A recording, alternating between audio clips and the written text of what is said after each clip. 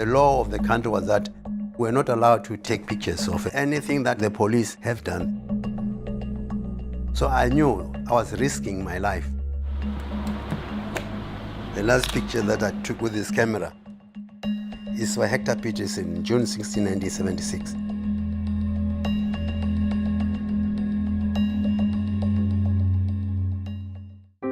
Growing up, even though we heard about apartheid, it did not make sense to us because we are based in Soweto and there is no white person in Soweto. The only white person that you'd see would be superintendent, police. So it did not really understand what apartheid is. About 1976, we were told that subjects are going to be taught in Afrikaans. Okkie is diep in gedagte terwyl hy hankend aanstap skool toe. So we felt like the very same subject that we are struggling with, English, we are going to do in Afrikaans. This doesn't make sense. For many years, blacks were learning English, but when they say that now you must try to learn everything in Afrikaans, it was difficult for the students. We preferred to be taught in English because we felt like English is the international language. To us it was like, okay, now our oppressors think that whatever they want to say to us we will do because we are afraid of them. So we just decided that we are really going to demonstrate. Some students leaked the information to the world newspaper. They told us tomorrow is going to be students protesting against Afrikaans. On the 16th of June in 1976, we were so excited. It was like we were going on a school trip. To them it was just a joyful march. The singing, the chanting, we felt free. Surprisingly, the whole of Soweto came together to march. About 10,000 students. As I was marching with the students, I drifted away from them because I didn't know how it was going to happen. But I knew they would be arrested or even shot by the police. Police barricaded some of the street, so our leaders told us that other schools are on the way. The student leader climbed on top of the tree, telling them that this is a peaceful march. I was between the police and the students. I put my armband, which has got written press here, so that the police must identify me as a journalist, not a student. While waiting for these other students, all of a sudden, there was a shot. All the police were just shooting at random. So the students scattered. I think what provoked the police is that they sang the song which was banned in South Africa, Kosisigelela, which today is a national anthem. We all ran amok in confusion, running for cover. I didn't even think of my brother would be in that because we were told that only secondary and high schools were to take part. Then I spotted my younger brother on the opposite side of the pavement. He was too young to understand what was really going on. I just said to him, no, you must just stay here next to me. I'll make sure I find a way back home. While I was talking to him, there was another shot, and we went two separate ways. I was very close from where the police were shooting. And I saw a person fell down when I did not expect to see a 13-year-old boy being shot by the police. As I sneaked back to the pavement, he was nowhere to be seen.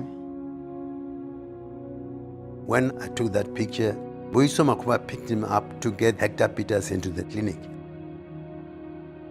So I quickly ran to the scene. I was trying to explain myself. This is my younger brother. Where are you taking him? The man never said anything. And I looked at my brother. I saw blood coming from the side of the mouth. As he was about to put my brother in the car, he said, "He's dead." What started as a peaceful protest degenerated into a rampage and later exploded into a bloody conflagration. Soweto was on fire. No journalist was sleeping on that night until the following day. There was a cloud of smoke all over Soweto. Burnt houses, buses, it was tense. I knew that the police will force me to open all my cameras. So I removed the film quickly and I stuck it on my sock. When the police opened all my cameras, all the films were exposed except the picture that I took of Hector Peterson. There was a big debate up at the World newspaper. The editor thought we must not use this picture because this picture is going to spark civil war in South Africa. But eventually, the editor of the World newspaper decided that no, come what may, we must use this picture. The police came to the office of the World newspaper. They weren't happy about they were exposing what the government was doing. Of course, the picture was banned in South Africa. I did not know that it was going to have such a big impact.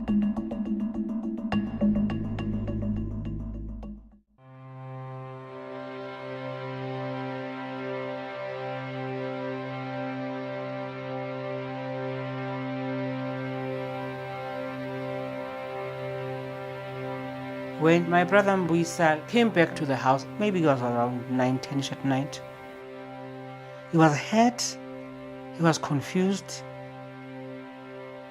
He felt bad that Hector died. His intention was to save him.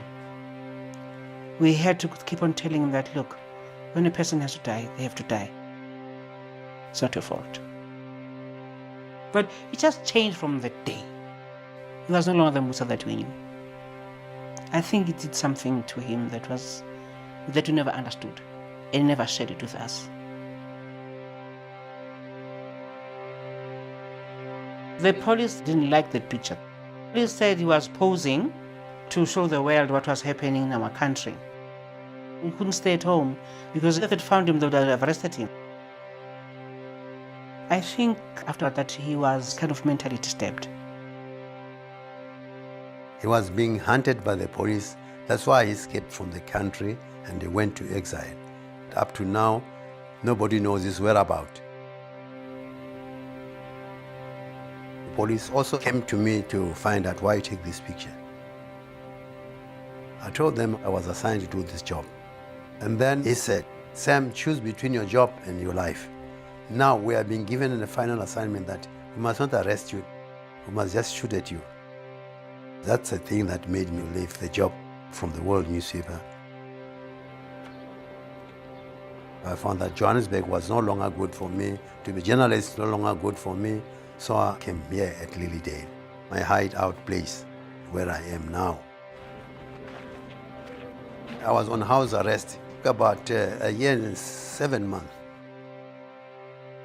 During that time, I resigned from the World newspaper. Then after that, they didn't even say that the sentence is over. They just disappeared.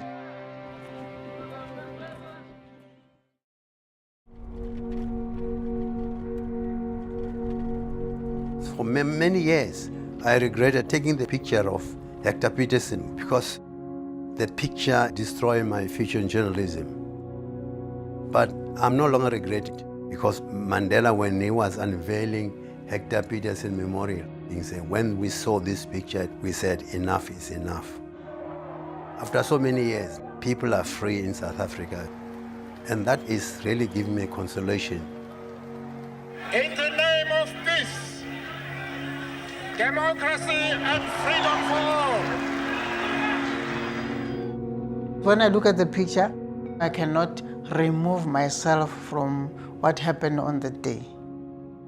But the photo itself, it did not only change our lives as such, but it was a turning point for all South Africans. It did not matter the color. The photo gives us more and more sadness every day because my brother just disappeared off the face of the earth. After all these years, I realized that it's not just a picture, it's something quite big. It did something good for the country. We buried my brother on the 3rd of July. The hardest part of it was, why did police open fire? It really did not make sense. Because as we were students, we never had weapons. The photo itself tells it all. Even the youngest were there, they felt like being oppressed is not okay. Look at what happened. Even the youngest was killed. So to me, the picture reflects all those families who had similar incidents, because I know that we were not the only ones.